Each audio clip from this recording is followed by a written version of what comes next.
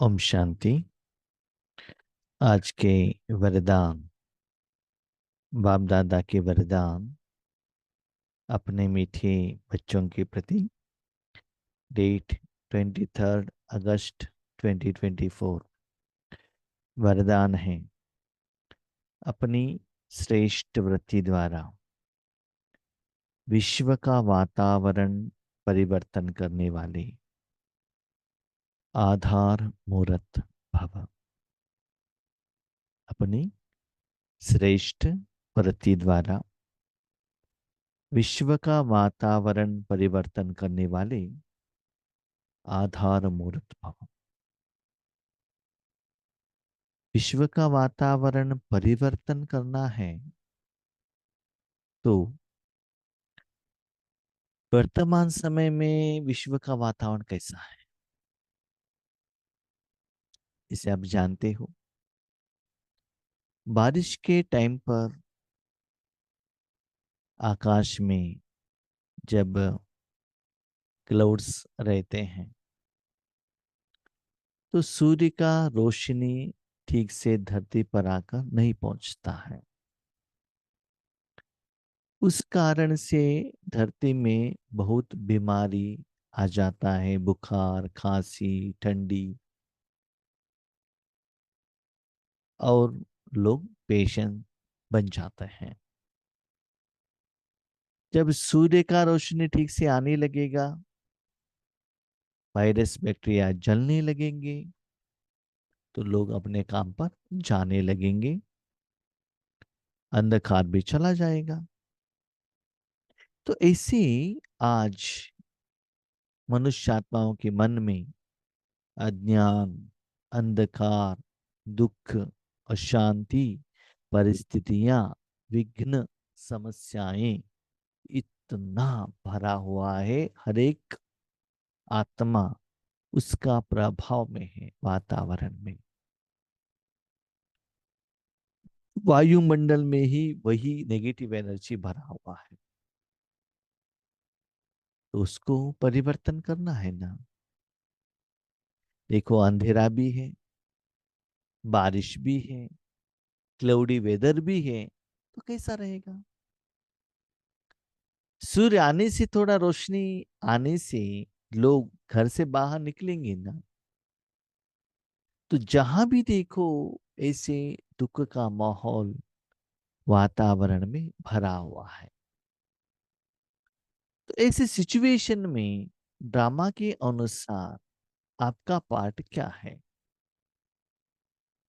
समय के अनुसार, जरूरत के अनुसार हम अपने पार्ट को चेंज करते हैं ना।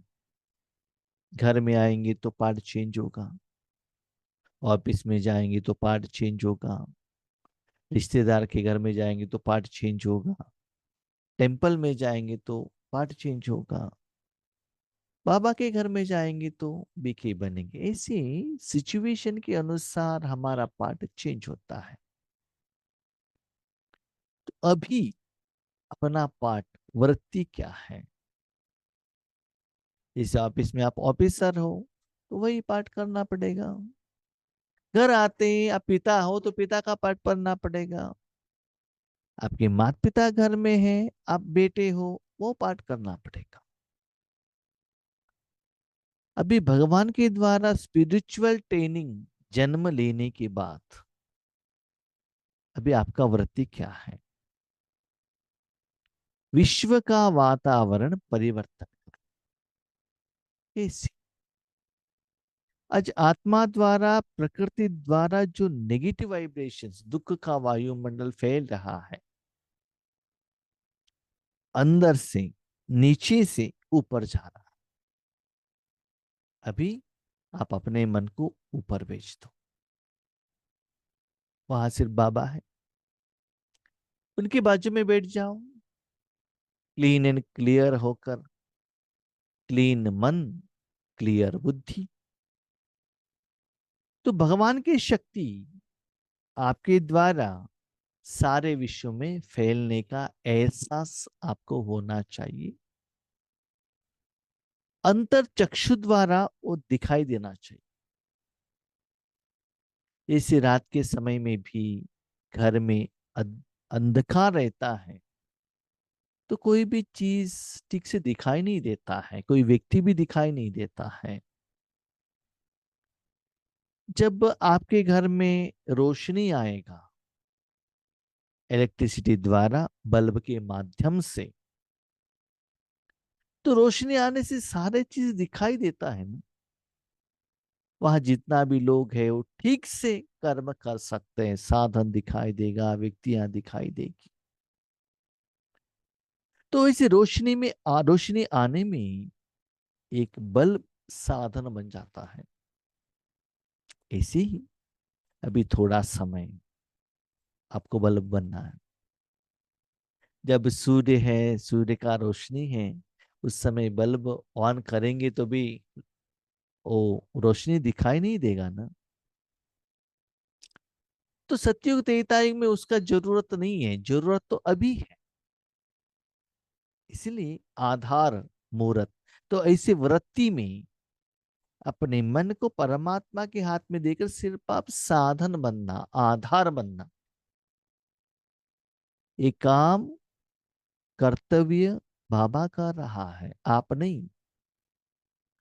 भगवान के हाथ में आप ऐसे साधन।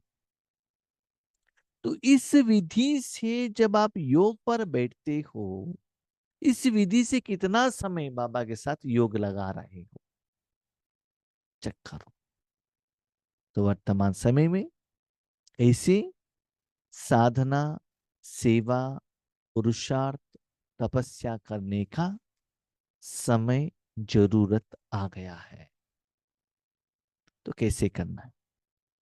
आप बच्चे सिर्फ अपने जीवन के लिए आधार नहीं हो, लेकिन विश्व की सर्व आत्माओं के आधार हो। जैसे कोई व्यक्ति अपने घर से बाहर जाता है कमाई करने के लिए, उनके कमाई द्वारा उनका जो परिवार, उनके युगल, उनके बच्चे, उनके माँ बाप, घर में जितना भी लोग हैं, उनका पालना होती है। तो उन सभी लोगों को जो भी जरूरत है इनकी कमाई से हो जाता है। तो वो आधार मूर्त बनता है। लेकिन थोड़ा लोग ऐसे रहते हैं अपने परिवार के साथ, अपने फ्रेंड्स, रिश्तेदार, कोई गरीब है, उनको भी सहयोग देते हैं। लेकिन आज बाबा कहते बच्चे, अविनाशी तपस्या भगवान के साथ में जो कमाई है, इसमें सिर्फ अपने जीवन के लिए, अपने देह के जीवन के लिए, उसी में अपने मन को मत रखना। आप विश्व की सर्व आत्माओं के आधारभूत हो। जैसे आपके घर में बल्ब लगाया तो क्या होगा? एक रूम में, एक थोड़ा सा एरिया में, एक हॉल में वो रोशनी दे सकता है ना। वही सूर्य बनेंगे तो सारे विश्व को रोशनी मिलेगा। अभी सोचो आपको क्या बनना है। इसके लिए अपने मन को ऐसे रखना, तो विश्व की सर्व आत्माओं के आधारभूत, न केवल बाबा के परिवार, न केवल मनुष्य आत्माएं, विश्व में जितना भी आत्माएं हैं, उनको भोजन के लिए जो चाहिए वो देने के लिए आप निमित्त बनना है। जैसे कोई कमाते हैं, उनके धन द्वारा ही घर में इलेक्ट्रिसिटी का बिल पेमेंट किया जाता है, वाटर बिल, दूध का बिल, न्यूज़पेपर का बिल, ग्रोसरी का बिल, कपड़े, त्योहार, एडमिशन, हेल्थ, जो भी है, उसके लिए उस एक व्यक्ति का कमाई से सारा परिवार चलता है। नो डाउट कोई जन्म में जिन्होंने लिया है उन्होंने भी उनको हेल्प किया होगा, लेकिन उस समय हमको तो दिखाई देता है ना एक व्यक्ति के कारण। जैसे कि आपके घर में एक बल्ब है, एक बल्ब द्वारा सारा साधन दिखाई देता है ना? क्योंकि वो साधन के ऊपर ये रोशनी जाकर गिरता है, इसलिए वो सभी ठीक से दिखाई देता है। तो आज आत्माओं को जो भोजन चाहिए, शांति, सुख, आनंद, प्यार, शक्तियां देने के लिए आपको आधार बनना है। जैसे बल्ब रोशनी देता है, अगरबत्ती खुशबू देती है, इसे आप परमात्मा का शक्ति देने के लिए निमित्त बनो, आधार बनो। आप नहीं दे रहे हो, आधार हो। अपनी श्रेष्ठ वृत्ति से विश्व का वातावरण परिवर्तन हो रहा है। लेकिन ये श्रेष्ठ वृत्ति, ड्यूटी, जिम्मेदारी आपको चलाना है तो वो काम करना पड़ेगा ना। ऑफिस का काम करना है तो ऑफिस जाना पड़ेगा,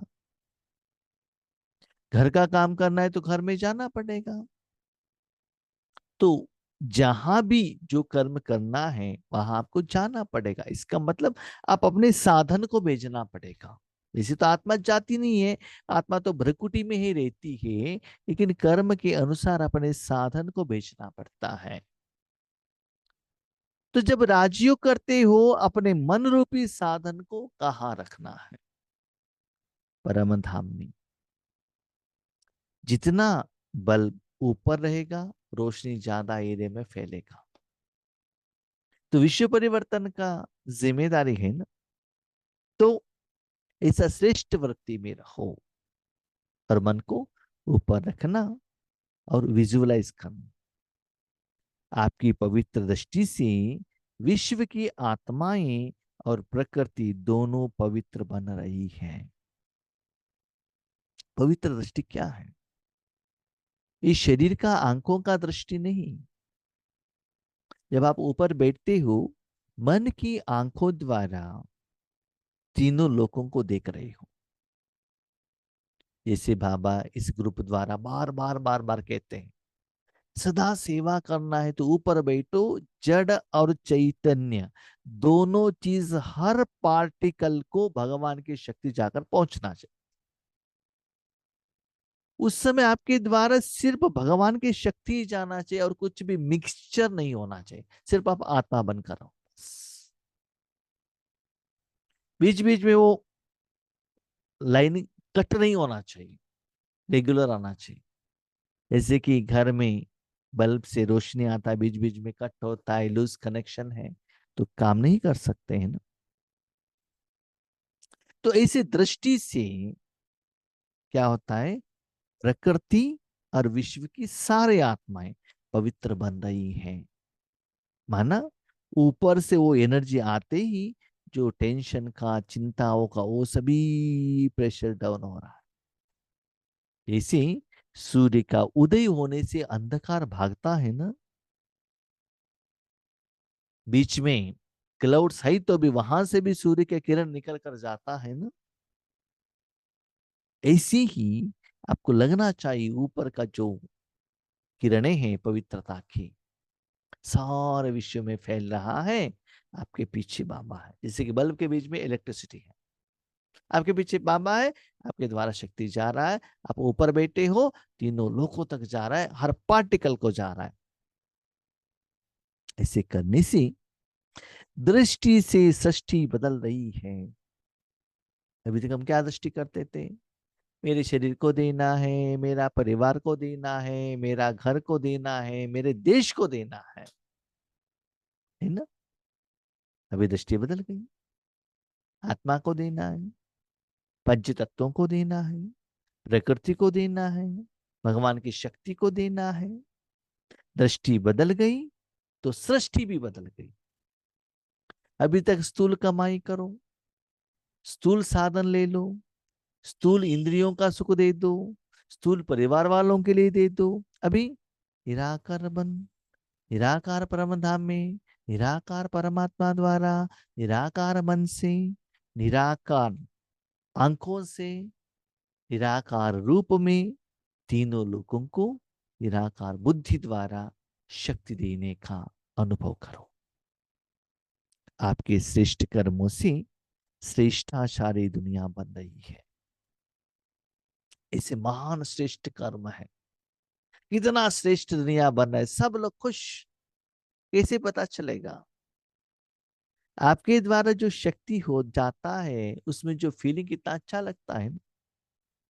जैसे आप जानते हो अपने घर में जब पूजा रूम में अगरबत्ती जलाते हो तो कितना अच्छा खुशबू आता है। भगवान के ऊपर फूल चढ़ाते हो तो कितना खुशबू अच्छा आता है ना।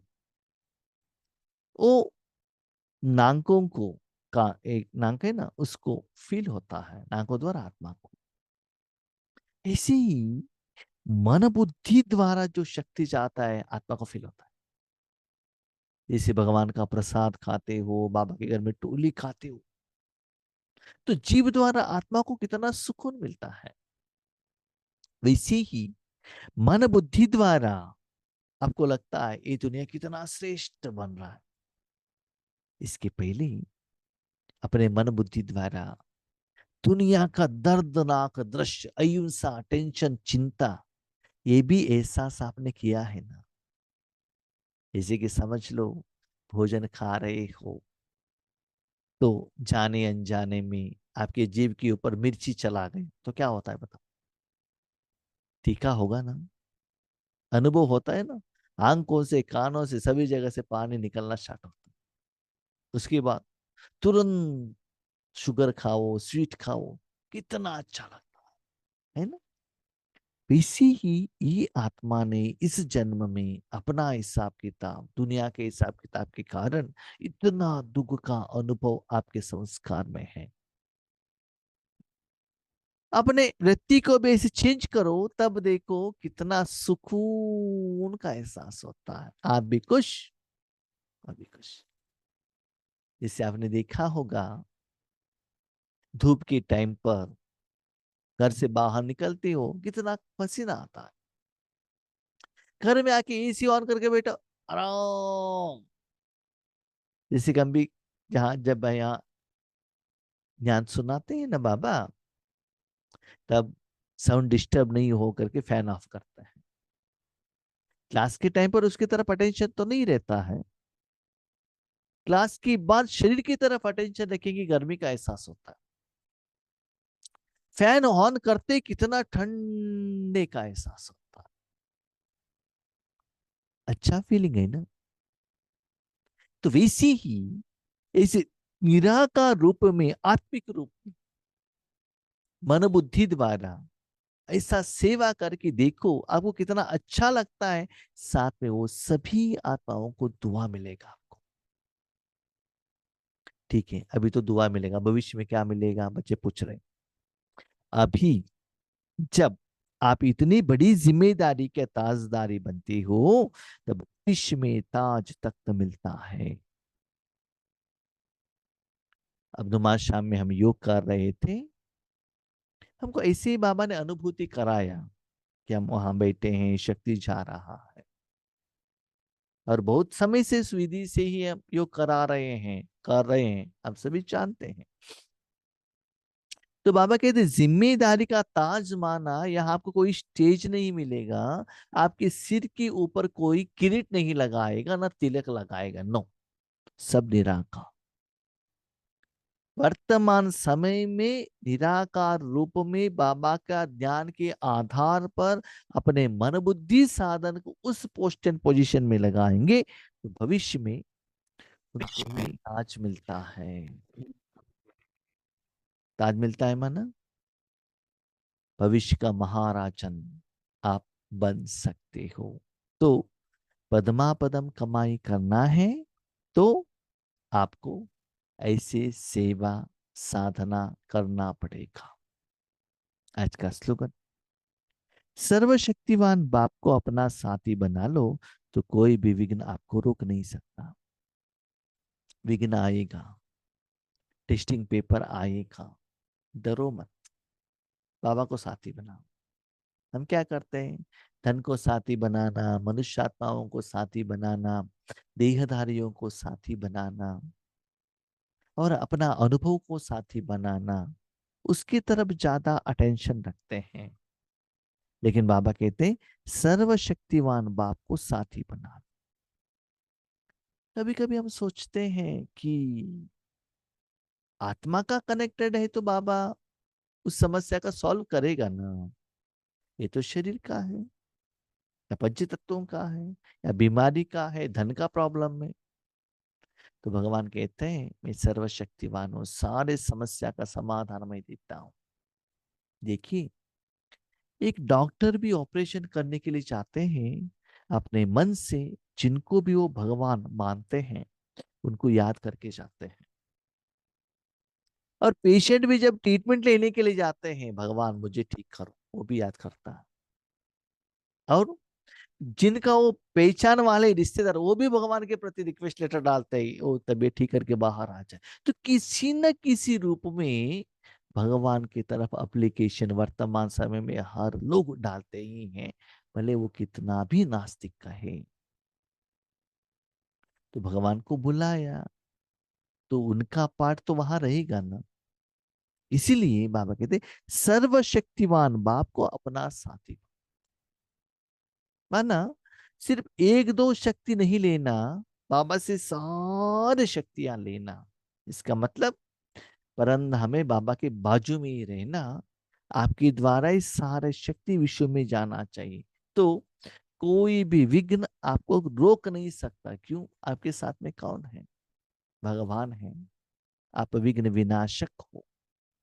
आप विघ्न विनाशक नहीं हो, बाबा विघ्न विनाशक।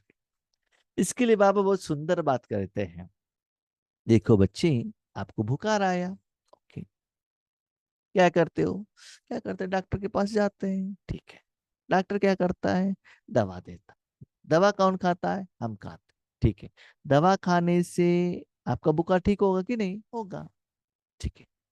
अभी विघ्न तो आया, बुखार आया, समस्या तो आई, किसने समाधान किया? आपने किया? डॉक्टर ने किया? नहीं। किसने किया? ये जो मेडिसिन ने वो काम किया ना। डॉक्टर तो निमित्त थे, शरीर को लेकर जाने के लिए आप भी निमित्त थे। काम किया वो मेडिसिन, टैबलेट ने या इंजेक्शन ने। ऐसे ही बच्चे, भगवान की शक्ति हर जगह पर काम करता है। वो शक्ति से विघ्न विनाश होता है ना।